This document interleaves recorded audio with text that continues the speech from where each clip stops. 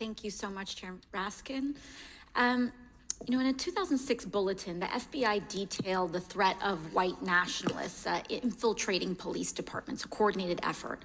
This bulletin came during a time when a neo-Nazi gang formed by members of the LA Sheriff's Department were found harassing Black and brown communities. And while this was about 15 years ago, according to recent reporting from the New York Times, in addition to PBS, it's found that despite efforts, it doesn't look like things have improved. And I would like to submit both of these documents to the record. Without objection. Police officers have been dismissed across the United States, including Virginia, Texas, Florida, Michigan, Nebraska, and Louisiana for having ties to the Ku Klux Klan. And we also know that more than 30 active or retired police officers joined the January 6th attack on the Capitol, and at least 7 are facing charges connected to that day. Director Langan, I take it you are familiar with this 2006 bulletin, correct? I may have to review that bulletin, ma'am, to recall it exactly. No worries. To your knowledge, what do we know about the radicalization efforts among certain officers already in police departments and the effort to recruit white nationalists joining police departments across the United States?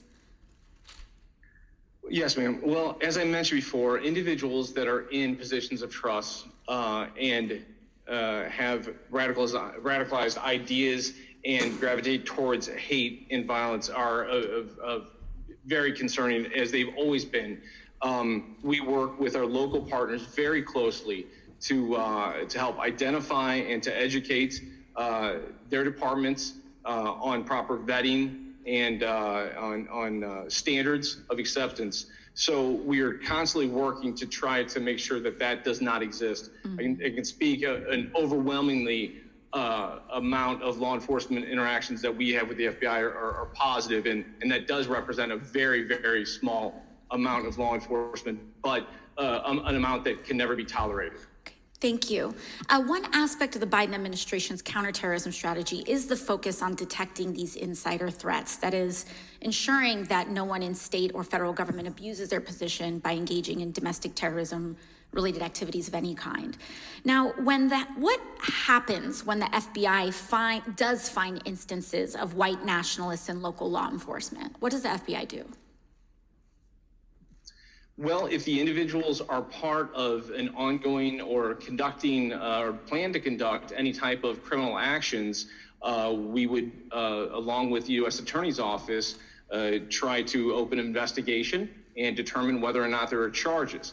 If the individual is showing that they are memberships of a group that may be deemed to be a racist or a group that's focused on hate, that becomes the departmental issue on how that they will proceed with that employee. Okay, so it sounds like there isn't a protocol for what to do when a police officer is found to be part of a white supremacist organization.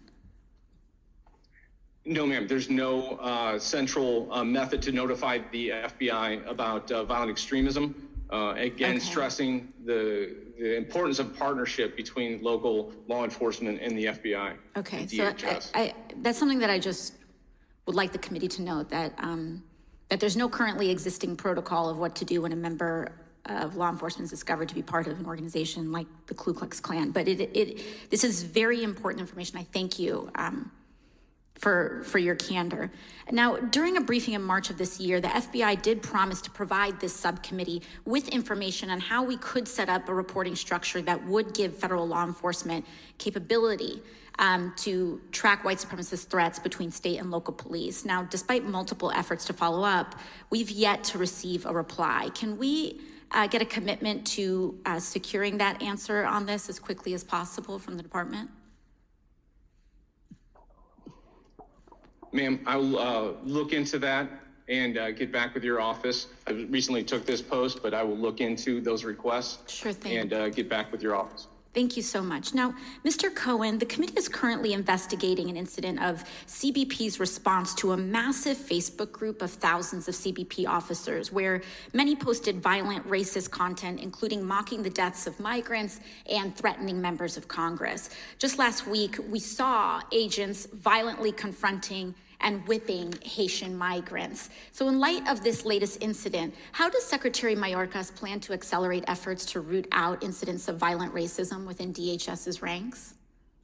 So the Secretary has instructed the Office of Security as well as the Human Capital Office and others to do several things. One, to evaluate through the Insider Threat Program, whether there are open investigations into domestic violent extremist behavior by our employees, to review our hiring practices and our employee practices to ensure that that domestic violent extremist ideological beliefs are not influencing the decision-making of personnel working within the Department of Homeland Security. And I would say as someone who's spent 35 plus years in law enforcement and Homeland Security, the exercise of law enforcement responsibilities have to be free from discriminatory practices. Decision-making can't be based on implicit or conscious biases of individuals or the organization, quite frankly, and even the perception that that individuals who are holding positions of public trust, particularly those who enforce our laws, even the perception that they hold racially biased or extremist attitudes can undermine faith and confidence in those organizations. So it's a significant concern for the department, and the Secretary has instructed a very aggressive effort to address it. All right. Thank you very much, Coordinator.